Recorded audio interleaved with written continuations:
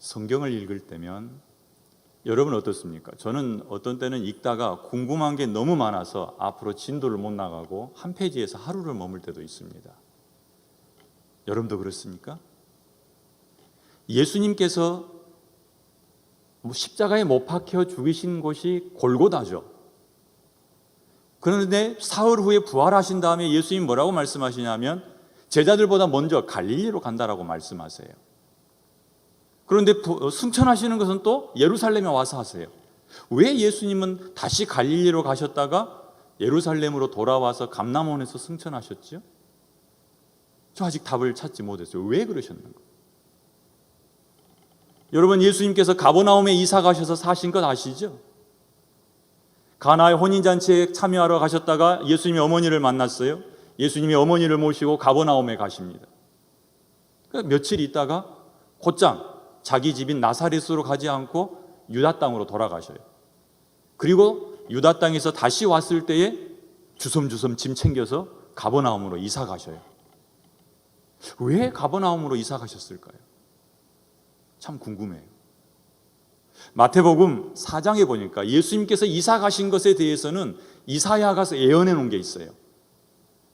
마태복음 4장 15절로 16절 보면 이렇게 말씀을 기록하고 있습니다. 스불론 땅과 납달리 땅과 요단강 저편 해변길과 이방의 갈릴리여, 흑암에 앉은 백성이 큰 빛을 보았고 사망의 땅과 그늘에 앉은 자들에게 빛이 비치었도다 하였느니라.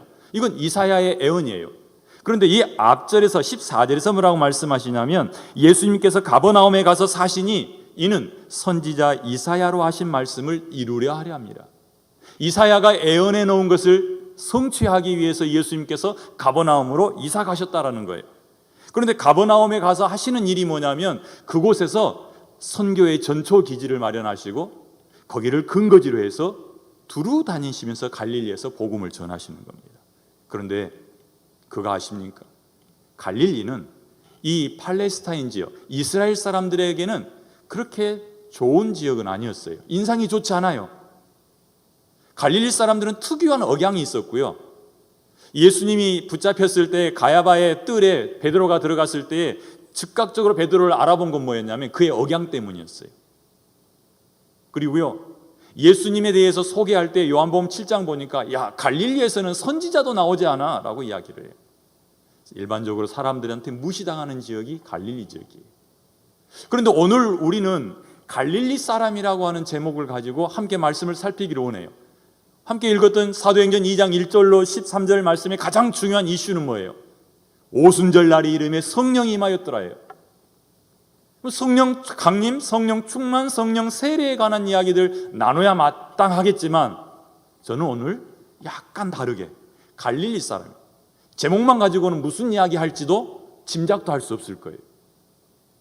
그러나 방금 제가 앞에서 말한 걸 보니까 갈릴리 사람들은 좀 천대받던 사람들이구나, 갈릴리 사람들은 무시당하던 사람들이구나, 갈릴리에서는 선한 것도 안 나오고 갈릴리에서는 선지자도 나오지 않고 갈릴리 사람들은 시골 촌 사람들, 예루살렘 사람들이 좀 상대하지를 않아죠. 그런데 이 갈릴리 사람들에게 아주 놀라운 일이 일어나요. 7절을 같이 한번 읽겠습니다. 여러분들은 이 7절을 읽으면서 무엇을 생각하면서 읽으셨는지 같이 7절 말씀 함께 읽습니다. 시작. 다 놀라 신기하게 여겨 이르되 보라, 이 말하는 사람들이 다 갈릴리 사람이 아니냐. 아멘.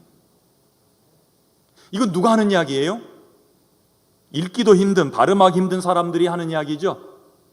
세계 각지에서 예루살렘으로 유월절 지키러 왔던 사람들이 자기 눈앞에 펼쳐진 광경을 보면서 그 광경의 주인공, 핵심인 사람들을 향해서 뭐라고 이야기하는 겁니까? 다 갈릴리 사람이구나. 그 말은 2장 1절에 이렇게 말을 해요. 오순절 날이 이미 이름에 그들이 다 같이 한 곳에 모였더니 호련히 하늘로부터 급하고 강한 바람 같은 소리가 있어 그들 앉은 온 집에 가득했다. 이건 뭐냐면 성령께서 그들을 찾아오신 거죠. 예수님께서 말씀하셨던 성령 세례가 지금 일어나는 거예요. 그런데 이 성령 세례를 받았던 한 곳에 모였던 이 사람들이 누구냐? 장소는 예루살렘이지만 사람은 갈릴리 사람이에요. 예루살렘 사람들한테 무시당하던 갈릴리 사람들이 여기 있어요. 이 사람들이 성령 충만하게 됐다라는 말입니다. 7절 말씀에 이렇게 말하죠. 거기 모여있는 사람들이 다 놀랬는데 여기 있는 사람이 누구라고요? 다 갈릴리 사람이에요. 거긴 누가 없어요? 예루살렘 사람이 없어요. 예루살렘 사람이 없는 그 군중들, 오늘 우리가 주목해서 보기를 원하는 사람들이 이 사람들이에요. 왜 이들이 여기 있을까? 왜 이들밖에 없을까? 주님은 이들을 통해서 무엇을 하시려는 걸까? 생각해 보신 적 있으세요? 예루살렘에 모여서 온 성을 발칵 뒤집어 놓았던 사람들은 예루살렘 사람이 아니었습니다. 성령 충만 받았던 사람들은 예루살렘 사람이 아니었습니다. 성령 세례 받았던 처음 사람들은 예루살렘 사람이 아니라 무시당하던 갈릴리 사람들이었어요. 예수님께서 부활하신 후에 예루살렘에서 도대체 무슨 일이 일어났을까요? 오순절 성령 강림 이후에 예루살렘의 부흥을 주도했던 세력이 바로 갈릴리 사람들이었는데 그들을 통해서 주님이 하시려는 일이 무엇이었냐라는 겁니다. 예수님이 승천하시던 자리, 거기에도 갈릴리 사람밖에 없었다는 거 아세요?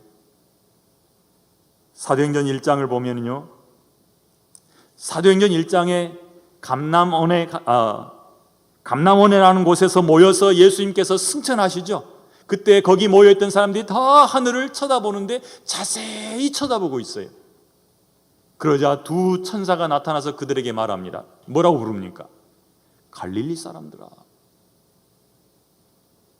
물론 거기 있던 11명의 제자들이 다 갈릴리 출신이에요. 12명 가운데 가룟 유다만 빼고 11명은 갈릴리 출신이에요. 그래서 제자를 보고 그랬겠다라고 말할 수 있겠지만 그렇지 않은 것 같아요. 좀 더 들여다보면 거기 모여있던 사람들도 약 120여 명, 바울은 한 500여 명이 예수님의 부활을 봤다라고 말을 하고 승천할 때 있었다라는 표현을 쓰지만 실제로 예루살렘에 남아있었던 사람은 120명입니다. 그런데 이 120명이 감람원에서 예루살렘으로 돌아와서 성령이 임할 때까지 기다리고 있는데 그때 이 120명은 다 누구라고요? 갈릴리 사람이라고요. 이 갈릴리 사람들이 우연히 예루살렘에 있다가 예수님 소식을 듣고 감람원으로 가서 예수님 승천하시는 모습을 목격했을까요? 그들이 우연히 한 집에 있다가 성령 강림을 체험했을까요? 어떤 사람들은 성령 강림은 성전에서 체험했다라고 말하는데 예, 그렇게 말한다 하더라도 그들이 우연히 모여서 120명이 성령 체험을 했었을까요? 좀 더 자세히 들여다보면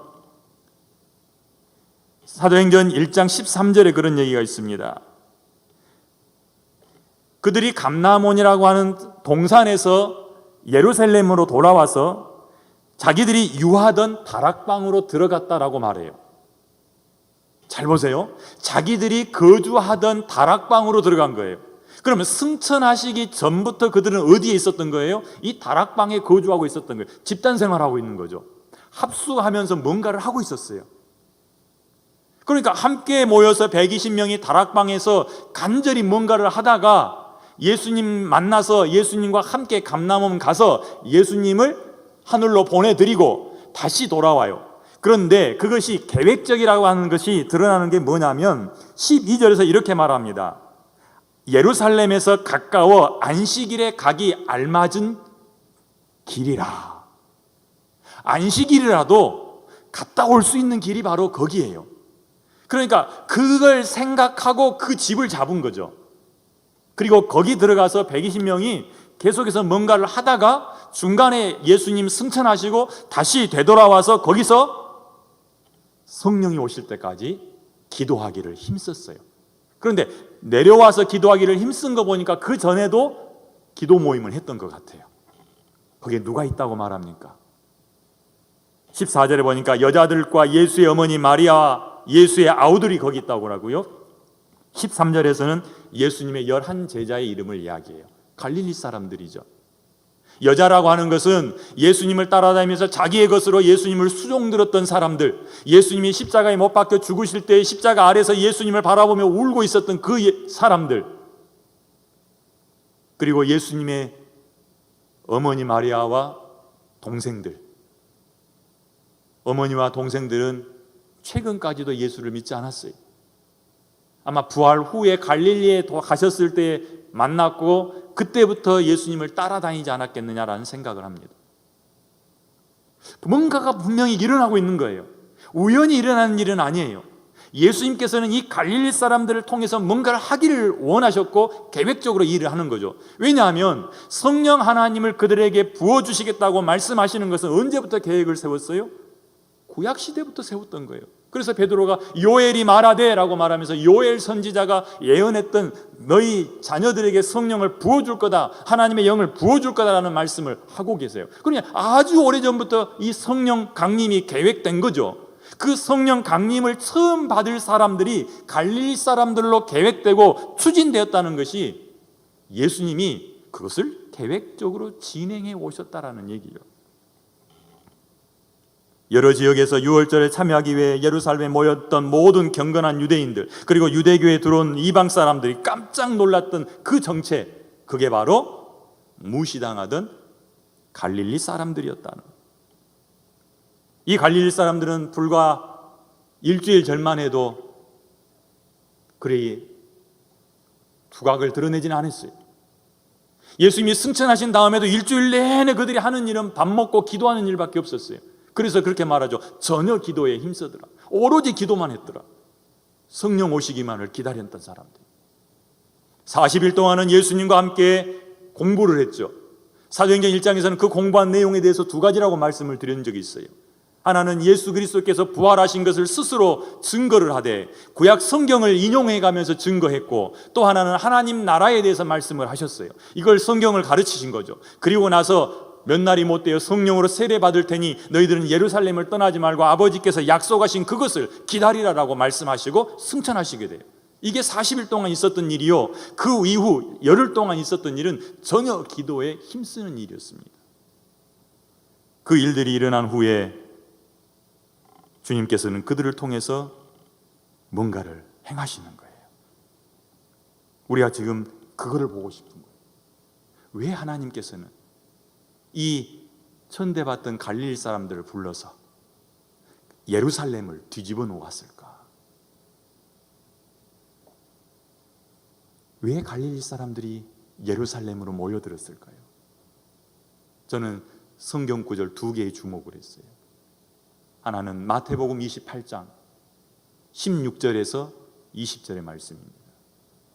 마태복음 28장 16절에서 20절에서 우리는 어디를만 보냐면 19, 20절을 많이 봐요. 그래서 모든 민족으로 제자 삼고 아버지와 아들과 성령의 이름으로 세례를 주고, 그리고 내가 너희에게 분부한 것을 가르쳐 지키게 하라, 요 말씀만 하면서 우리는 전도해야 된다라고만 이야기해요. 근데 그 전에 정말 중요한 말이 있는데 16절이에요. 16절에 보면 11 제자가 갈릴리에 가서 예수께서 지시하신 산에 이르렀어요. 자, 여기에 예수님의 계획이 있죠. 부활하신 후에 내가 먼저 갈릴리로 가겠다라고 말씀하셨는데 제자들도 지시를 하신 거예요. 어디 산으로 가거라. 갈릴리 어디 산? 예수님이 호련히 변화했던 변화산일 수도 있고, 예수님이 제자들을 부르기 위해서 밤새 기도하셨던 그 산일 수도 있고, 5,000명을 먹였던 그 언덕일 수도 있고, 정확한 장소는 알 수 없지만 예수님께서 지정하셨다고요. 그러니 거기에 11명의 제자가 다 모여 있는 거예요. 뿔뿔이 도망갔던 제자들이 11명이 다 거기 모여 있어요. 거기서 예수님을 배웠고 경배하니 아직도 의심하는 사람들이 있더라. 그런데 그때 거기서 말씀하세요. 내가 하늘과 땅의 모든 권세를 너희에게 줄 테니 너희가 이 권세를 가지고서 모든 민족으로 너희 제자 삼고, 그리고 그들에게 가르쳐 지키게 하라라고 말씀하시죠. 또 한 군데 말씀이 있어요.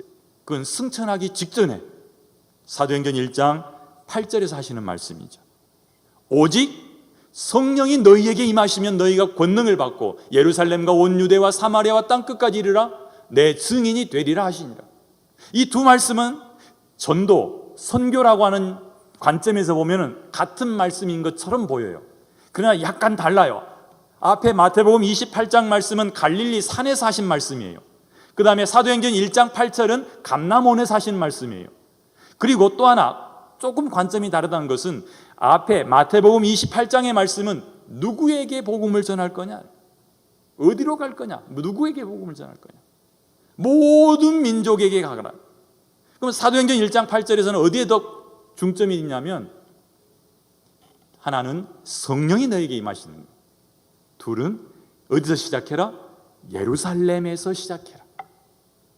우리는 이 예루살렘에서 유대와 사마리아와 땅끝을 가리켜서 그냥 범위로 확장되어졌다는 의미로만 보는데, 어쩌면 예수님께서는 특별하게 예루살렘을 집중하고 계실 수도 있다라는 생각을 해봤어요. 그래서 제가 오늘 이 말씀을 준비한 거예요. 의도적이었다, 계획적이었다는 거예요. 예루살렘을 뒤집어 놓기로 예수님께서는 계획하고 계셨고, 그 사용한 사람들이 갈릴리 사람들. 그래서 예수님께서는 부활하시자마자 갈릴리 산에서 먼저 회집을 하죠. 그 회집하고 돌아오는 길에 누가 따라오는 거예요? 예수님의 어머니도 따라와요, 여자들도 따라와요, 제자들이 다 따라와요. 그런데 그 따라온 사람들이 약 120명이 된 거예요. 이 120명이 합숙해서 훈련하는 거죠. 40일 동안 공부하고 성령을 기다리고 기도 훈련하고. 왜 그러냐면, 교회가 형성된 다음에 교회의 형태를 보니까 그들은 사도의 가르침을 받아 떡을 떼고, 사도의 가르침을 받아 기도 훈련하고, 사도의 가르침을 받아 섬기는 훈련을 했더라는 거예요. 예루살렘 교회의 뼈대를 이루고 있는 세 가지 훈련이 있는데, 예배 훈련, 섬기는 훈련, 기도 훈련이 다 어디서 온 거예요? 40일 동안 예수님과 갈릴리 사람들이 함께 했던 그 일이에요. 그러니까 예수님은 계획적으로 예루살렘과 유대와 사마리아와 땅끝까지 이르러 내 증인이 되리라 하시니라 라는 이 말씀을 이루어가기 위한 계획이 있었다는 거죠. 그 계획을 갈릴리 사람들을 데리고서 이루어가고 계시는 거예요. 자, 이제 마태복음 28장 16절에서 20절의 말씀과 사도행전 1장 8절에 있는 말씀을 가지고서 우리가 종합해 본다면, 갈릴리 산에서 만난 갈릴리 사람들과 감람원에서 예수님의 승천을 지켜보았던 사람들은 동일인이고, 그들은 가서 모든 민족을 제자 삼아 세례를 베풀고 예수님께서 지시한 것을 가르쳐 지켜야 될 명령을 받죠. 그런데 그 시작점이 어디예요? 그 시작점은 성령 세례를 받은 후 권능을 가지고서 예루살렘에서부터 시작해야 된다는 거예요. 그러니 그들이 맡은 첫 번째 임무는 예루살렘을 복음화시키는 거예요. 광주 성시화 운동본부? 이런 거 들어보신 적 있으세요? 여러분들은 광주시를 성시화하기 위해서 뭔가 동참하고 계시나요? 지금 여기 제자들, 그리고 갈릴리 사람들, 힘없는 여자들, 그들이 모여서 예루살렘을 성시화하고 있는 겁니다. 그게 2장에 있는 말씀이에요. 부활하여서 제자들보다 먼저 갈릴리로 가시겠다 하셨던 예수님께서 다시 예루살렘으로 오신 것이나, 제자들을 데리고서 계획하고 다락방을 하나 잡고 거기서 합숙 훈련을 했던 것이나, 성령을 기다리라고 했던 모든 것들이 다 계획적이었다는 겁니다. 주님은 그들을 통해서 땅끝까지 이르는 이 복음 전파 계획을 시작하신 거죠. 선대받던 지역인 갈릴리 사람들에 의해서 예루살렘의 변화가 이제 시작됩니다. 그 시작은 성령 강림이었고요. 다락방에 모여 있으며 외부 사람들과 교류도 없었던 이 120명이 한꺼번에 시장통으로 밀려나가는 거예요. 나가서 그들이 각기 다른 나라 말로 복음을 전하기 시작하니 온 세계에서 6월절 행사를 참여하기 위해서 왔던 사람들이 다 깜짝 놀라는 거예요. 그런데 들여다보니까 한결같이 다 갈릴리 사람들이었다. 예루살렘은 어떤 곳입니까? 예루살렘은 거룩한 성입니다. 하지만 유대교 전통에 찌들려서 생동감은 없어져 버린 죽은 것처럼 어두운 도시가 되어버려 있습니다. 하나님의 집이라고 불리는 성전이 있었지만 거기엔 하나님은 살고 계시지 않았어요. 돌 위에 돌 하나 남기지 않고 다 무너뜨려야 될 폐가일 뿐이었어요. 집이 아무리 으리으리해도 주인이 없으면 버려진 집이요 폐가입니다. 제자들은 성전의 겉모습을 보고 46년 동안 지어진 그 성전을 예수님에게 자랑하고 싶어 했지만 예수님은 그 속을 보셨어요. 주인이 없는 건물, 돌 위에 돌 하나 남기지 않고 다 무너질 건물. 그런데 예루살렘 사람들은 그것을 자기들의 자랑으로 삼고 살아가는 그런 종교인들이었다고요. 하나님을 사랑하는 사람들이 거리에 넘쳐난 것처럼 보였지만 사실 하나님의 아들이 그 거리에서 붙잡혀 죽었습니다. 그곳이 예루살렘이에요. 의로운 사람들이 모여서 하나님을 모독한 죄로 예수님을 정죄하고 예수님을 십자가에 못 박으라고 소리쳤지만 정작 자기들은 강도와 살인자를 살려줬어요. 그것뿐입니까? 세계 각국으로부터 경건한 사람들이 찾아왔지만 경건의 모양은 있지만 경건의 능력은 없는 사람들이었어요. 그런 예루살렘을 주님은 버리지 않으셨어요. 십자가를 지고 가시면서 뒤를 돌아보고 하신 말씀이 있어요. 예루살렘의 딸들아, 나를 위해 울지 말고 너희 자녀들 예루살렘을 위해서 울어라. 그 예루살렘을 주님은 바꿔놓기를 원하셨어요. 예루살렘을 구원하기 위해 오셨는데, 예루살렘 사람들을 살리기 위해서 오셨는데 그들에 의해서 죽임당하신 예수, 부활하고 승천하도록 누구 하나 따라오지 않는 이 예루살렘 사람들, 강팍한 사람들, 눈을 떴지만 감고 있는 사람들, 예수님이 계신 곳이라면 어디든지 바리새인과 사두개인이 예루살렘에서부터 왔지만 예수님 가장 가까이 서서 예수님을 보지 못했던 그 사람들, 주님은 그 사람들을 살리길 원하셨고 그들을 살리는데 이 갈릴리 사람들을 사용하신 겁니다. 예수님에게서 말씀을 들어도 돌을 들어 치려 했고 예수님의 말씀에서 책 잡으려고 이런저런 질문을 던졌던 그 사람들, 그런데 그 사람들에게 변화가 일어난 거예요. 사도행전 2장이 그 얘기를 하고 있어요. 베드로가 설교하면서 이 예수를 너희가 죽였다, 그런 하나님이 그를 살려서 너희의 구원자가 되게 하셨다. 그랬더니 이번에는 이 사람들이 뭐예요? 마음에 찔렸대요. 그래서 사도행전 2장에 보니까 그렇게 말하죠. 마음에 찔려 그들이 찾아와서 묻습니다. 형제여, 우리가 어찌할꼬? 이 일을 이 갈릴리 사람들이 한 거예요. 그리고 회개하고 돌아오죠. 사도행전 2장 37절에 그렇게 기록하고 있습니다. 그들이 이 말을 듣고 마음에 찔려 베드로와 다른 사도들에게 물어 이르되 형제들아, 우리가 어찌할꼬? 이게 예루살렘의 변화예요. 이 일을 누가 하고 있어요? 보잘것없는, 무시당하던 그들이 하고 있어요. 그들이 주님의 손에 붙들려서 이 일을 감당하고 있는 거예요. 형식과 모양만 있던 그들에게 진짜 하나님의 말씀이 응답되었고 그들에게서 애언도 성취되었어요. 사도행전 2장 16절과 17절에 베드로의 설교 가운데 요엘 선지자의 예언이 나옵니다. 이는 곧 선지자 요엘을 통하여 말씀하신 것이니 일러스되 하나님이 말씀하시기를 말세에 내가 내 영을 모든 육체에 부어주리니 너희의 자녀들은 예언할 것이요 너희의 젊은이들은 환상을 보고 너희의 늙은이들은 꿈을 꾸리라. 그때 내가 내 영을 내 남종과 여종들에게 부어주리니 그들이 예언할 것이요. 이 말씀이 지금 갈릴리 사람들에게 응했고 갈릴리 사람들에 의해서 복음이 전파될 때 그걸 듣고 마음에 찔려서 회개했던 사람들, 그들에게도 똑같이 임하였다는 겁니다. 깜깜했던 예루살렘에 빛이 들어오기 시작했어요. 예루살렘 사람들은 갈릴리가 깜깜하고 흑암이 있고 거기는 사망이 있고 거기는 그늘졌다라고 말했어요. 그러나 그 사망과 그늘이 드리워졌던 그곳에 있는 사람들이 올라와서 빛에 있다고 생각하는 이 예루살렘 사람들을 깨우기 시작하고 그들에게 비추기 시작한 거죠. 그래서 그들을 바꿔놓는 거예요. 그들에게 신앙과 예배의 갱신이 일어났고 회복이 일어났고 성경에서 볼 수 있는 종교개혁이 일어난 겁니다.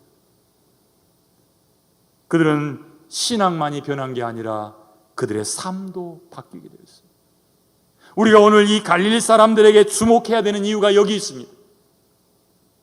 일반적으로 사람들은 예루살렘에 모인 갈릴리 사람들에 대해서 관심 갖지 않았지만 하나님께서는 이 사람들을 가지고 예루살렘을 바꿔놓으셨어요. 처음 시작부터 예루살렘 사람들이 예수 믿은 것은 아니었지요. 갈릴리 사람들의 수고가 있었어요. 갈릴리 사람들의 헌신이 있었어요. 갈릴리 사람들의 통곡이 있었다고요. 그것으로 예루살렘은 성시로 바뀌게 돼요. 3,000명, 5,000명이 하루에 예수 믿고 돌아왔는데 그 3,000명, 5,000명이 누구예요? 예수님을 향해 돌을 들었던 사람들이에요. 예수님을 십자가에 못 박으라고 소리 질렀던 사람들이에요. 무엇이 갈릴리 사람들을 이렇게 강력한 존재로 바꿔놨을까요? 성령 강림 이후에 예수님의 말씀처럼 성령의 권능이 임하여서 그렇게 되었지요. 그러나 방금 전에 제가 말씀드린 것처럼 정리를 하자면 사도행전 1장 3절과 5절에 나와 있는 말씀의 근거에서 보자면 그들은 말씀을 배웠고 성령을 기다렸다라고 말합니다. 예수님께서 친히 그렇게 하셨어요. 고난받으신 후에 또한 그들에게 확실한 많은 증거로 친히 살아 계심을 나타내사 40일 동안 그들에게 보이시고 하나님 나라 일을 말씀하십니다. 그리고서 말씀합니다. 예루살렘을 떠나지 말고 내게 들은 바 아버지께서 약속하신 것을 기다리라. 너희는 몇 날이 못 되어서 성령으로 세례를 받으리. 이것이 갈릴리 사람들이 갖고 있는 힘이었습니다. 그런데요, 참 재밌는 것은 사도행전 4장에 가면 이런 기록이 있어요. 사도행전 4장 33절입니다. 여기는 같이 한번 읽어보도록 하겠습니다. 4장 33절입니다. 같이 한번 화면 띄워주시고요. 4장 33절입니다. 읽습니다. 사도들이 큰 권능으로 주 예수의 부활을 증언하니 무리가 큰 은혜를 받아. 아멘. 굉장히 짧은 구절이지만 깊은 의미가 들어있어요. 하나는 사도들이 큰 권능으로 예수의 부활을 증언했어요. 아까 그랬죠? 성령이 너에게 임하시리니 너희가 권능을 받고, 이 권능이 지금 누구에게 있습니까? 사도들의 몸에 있는 거예요. 그리고 이 권능 가지고 한 일이 뭐예요? 자기들을 힘들게 했던 예루살렘 사람들을 괴롭히는 데 사용하는 게 아니었습니다. 예수의 부활을 증거했어요. 성령의 권능으로 부활을 증거했더니 듣는 사람들이 뭘 합니까? 말씀을 듣고 은혜를 받아요. 이건 무슨 얘기냐면, 말씀이 선포되어질 때 그 말씀을 듣고 은혜가 되어지자 이 사람들에게 힘이 생긴 거예요. 사람을 바꾸는데 이 말씀의 힘이 이렇게 강력하다는 것을 보여주는 겁니다. 성령의 권능에 의하여 부활을 증거하고 그 증거되는 말씀을 들을 때에 우리는 이 속에서 은혜가 되어서 부글부글 끓으면서 우리의 삶이 뒤집어지는 거예요. 그렇게 예루살렘이 뒤집어진 겁니다. 그걸 보고 싶은 거예요. 무엇이 갈릴리 사람들을 이렇게 바뀌게 했습니까? 말씀이 바뀌게 했습니다. 성령의 권능이 바뀌게 했습니다. 말씀을 들을 때 은혜된 것이 그들의 삶을 바꿨습니다. 그렇게 바뀌자 그들도 가서 달라진 거예요. 그런데 달라진 삶이 이렇게 나타나요. 34절에 보면 그 중에 가난한 사람이 없으니 이는 밭과 집 있는 자는 팔아 그 판 것의 값을 가져다가 사도들의 발 앞에 두매 그들이 각 사람의 필요를 따라 나누어 줍니다. 그리고서 바나바도 밭이 있어서 그 밭을 팔아서 사도들 앞에 갖다 두었다, 이렇게 말을 합니다.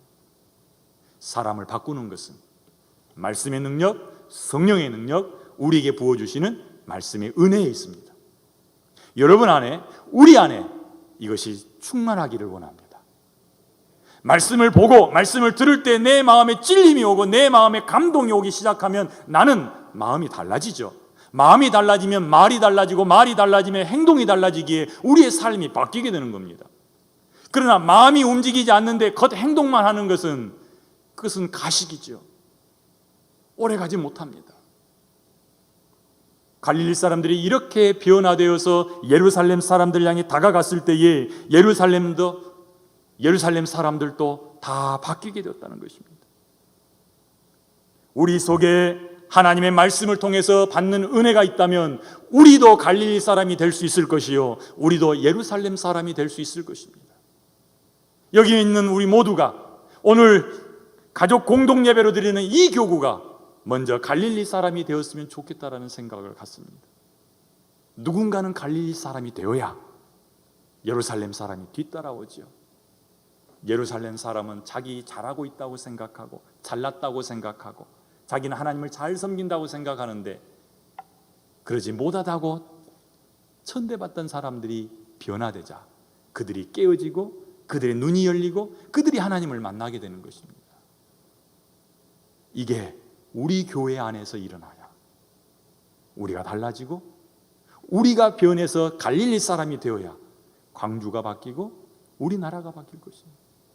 우리는 모이기만 하면 한국 교회에 걱정을 합니다. 내가 변하지 않으면 한국 교회 바뀔 수 없습니다. 우리 교회 바뀌지 않는데 한국 교회가 바뀐다고요?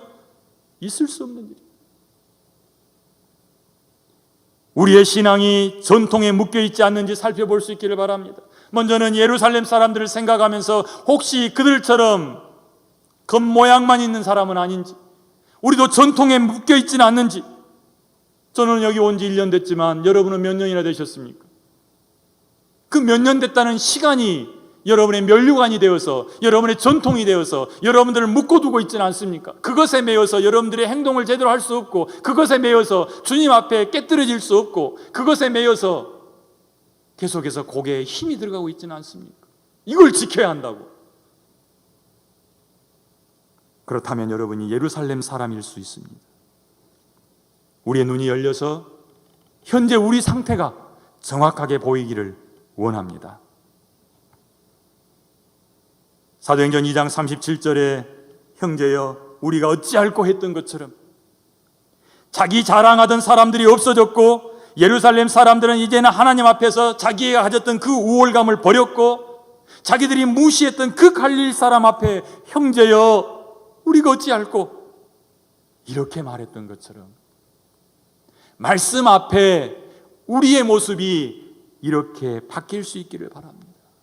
내가 가지고 있는 내 신앙의 전통, 나는 몇 대 예수 믿고 있어라는 이런 자상, 이런 자부심, 이런 것들을 내려놓고 말씀 앞에 엎드려지는 겸손한 은혜가 있기를 바라는 것입니다. 자기도 천국에 들어가지 않으면서 남도 들어가지 못하도록 가로막고 있던 예루살렘 사람들, 사두개인과 바리새인들, 그들은 갈릴리 사람들 때문에 주님을 만나게 되었어요. 그리고 변화되었지요. 예루살렘 교회가 그렇게 해서 만들어져 가고 있는 것입니다. 예루살렘 사람들에게 나타났던 구체적인 종류의 변화를 한번 보십시오. 사도행전 2장 43절로 47절은 그들의 변화에 대해서 이야기합니다. 그들은 서로 물건을 통용하고 필요에 따라 나누어줬습니다. 그리고 마음을 같이하여 성전에 모이고 가정에 모이며 순전한 마음으로 성찬에 참여했다라고 말합니다. 이건 두 가지예요. 하나는 신앙 방면이요, 하나는 삶이었어요. 신앙에서는 하나님과의 관계가 회복되어서 어디 있건 하나님께 예배하는 사람, 예배자가 되었어요. 가정에 있어도 예배자, 성전에 있어도 예배자. 떡을 뗄 때 이건 성찬이죠. 성찬할 때면 항상 순전한 마음으로 하나님과의 관계를 유지하는 이 신앙의 회복이 누구에게 일어났다고요? 예루살렘 사람들에게 일어났다고요. 또 하나는 여기 있는 이 갈릴리 사람들은 예루살렘에 자기들이 팔 밭이 없어요. 그런데 밥 팔아서 가져온 사람이 있었습니다. 누가 팔았겠습니까? 예루살렘 사람. 그걸 팔아서 가난한 사람들을 돕기 시작하자 그들 가운데는 가난한 사람들이 없게 되었다는 거예요. 이렇게 변하는 신앙으로, 삶으로 나타났던 겁니다. 갈릴리 사람들도 변하죠. 그들에게는 팔 밭이 없었지만 42절과 43절 보니까 그렇게 이야기합니다. 여러 말로 확증하고 가르치는 일과 사도의 손을 통해 기사와 표적이 많이 나타났다는 거예요. 그들에게도 두 가지가 나타나는데 하나는 말씀의 능력이 점점 강해졌어요. 또 하나는 그들의 손을 통해서 기사와 표적이 나타나기 시작한 거예요. 갈릴리 사람들에게 나타나는 이 말씀의 능력과 기사와 표적, 그리고 예루살렘 사람들에게 나타났던 신앙의 변화와 그리고 삶의 변화가 함께 어우러지기 시작하자 예루살렘 교회는 강력해진 거예요. 3,000명, 5,000명이 새신자로 와도 거뜬히 다 수용해버린 거예요. 그걸 다 제자로 바꿔버리죠. 이렇게 강력한 교회가 된 것, 갈릴리 사람들로부터 시작되었다는 얘기입니다. 자, 이제 갈릴리 사람들 한 가지를 더 보십시오. 예루살렘에서 그렇게 이슈가 되자 기득권에 있던 사람들이 핍박을 하기 시작합니다. 그러나 그들은 결코 굴하지 않습니다. 오히려 기도하기를 우리에게 담대하게 하셔서 말씀을 더 담대히 전하게 해주세요. 그리고 나가서 성령 충만해서 말씀을 더욱 담대히 전합니다. 자, 이제 우리는 이 말씀들을 보면서 함께 보기를 바랍니다. 나는 어떻습니까? 지금 내 상태는 어떻습니까? 나는 예수님의 손에 붙들림 받은 갈릴리 사람입니까? 아니면 자기 잘난 멋에 살고 있는 예루살렘 사람입니까? 여러분이 속해 있는 구역을 한번 보십시오. 여러분이 속해 있는 부서를 한번 보십시오. 거기는 어떻습니까? 우리 교회는 어떻습니까? 몇 명이 앉아서 우리 교회는 왜 이게 안 될까 하고 불평하고 왜 이럴까? 자꾸 그렇게만 말씀을 나눈 적이 있습니까? 내가 예루살렘 사람인 겁니다. 이제는 우리 교회를 예루살렘 교회처럼 바꿔놓아야 되지 않겠습니까? 갈릴리 사람이 필요합니다. 주님과 함께 갈릴리로부터 예루살렘에 올라와서 적진에 뛰어들어서 함께 합숙하고 말씀 훈련하고 기도 훈련하고 섬기는 훈련을 통해서 나를 핍박하고 나를 죽이려 하고 나를 못 살게 구는 그 예루살렘 사람들을 섬기려 한 이 갈릴리 사람들처럼 자기를 내놓는 사람, 자기의 도시락을 내놓았던 어린아이와 같이 자기를 내놓은 이 사람들이 필요한데 여러분들이 되어주시지 않으시겠어요? 그래서 제가 부탁을 드리는 거죠. 이 교구가 오늘 맞닥뜨렸으니 이 교구가 시작하면 어떠겠어요? 혹시 말씀을 들으면서 마음에 찔림이 있다면 주님이 지금 여러분을 갈릴리 사람으로 초대하시는 거예요. 말씀을 들으면서 불편하고 마음이 상하고 왜 저렇게 말해? 라고 느껴진다면 주님이 여러분을 지금 부르고 계시는 거예요. 주님 계획 안에 있기를 바랍니다. 우리 각자가 갈릴리 사람이 되어서, 우리 교회가 갈릴리 사람이 되어서 우리를 힘들게 하는 예루살렘 사람을 변화시키고 그들을 주님께로 초청하고 그들을 주님 만나도록 안내해야 되지 않겠습니까? 예루살렘 사람들이 다 하나 되어 서로 통용하고 예루살렘 교회를 통하여서 유다와 사마리아와 땅끝까지 복음이 전해졌던 것처럼 우리 교회를 통해서 그렇게 복음이 확산되어지기를 원한다면 우리가 갈릴리 사람이 되고 변화된 예루살렘 사람이 되어야 되지 않겠습니까? 이제 바톤은 여러분에게 주어졌습니다. 공을 받아들고서 여러분은 선택하셔야 합니다. 주님, 나를 사용하여 주십시오. 이 고백이 우리 모두에게서 나오기를 바랍니다. 기도합니다. 하나님 감사합니다. 갈릴리 사람들을 보았습니다. 예루살렘 사람들에 의해서 무시당하고 예루살렘 사람들에 의해서 핍박당하고 예루살렘 사람들에 의해서 감옥에 갇히기는 했지만 그들을 통하여 예루살렘이 변화되었습니다. 말씀으로 무장하고 성령의 권능 받아서 그들은 나가 예루살렘을 바꿨습니다. 지금 우리 교회에, 우리가 속해 있는 부서에, 우리가 살고 있는 이 도시에, 우리나라에 이 갈릴리 사람들이 필요합니다. 우리를 사용하여 주시옵소서. 우리가 갈릴리 사람이 되게 하시되 말씀의 능력을 덧입게 하시고 말씀의 은혜를 입게 하시고 성령의 권능으로 무장되게 하여 주시옵소서. 예수님 이름으로 기도합니다. 아멘.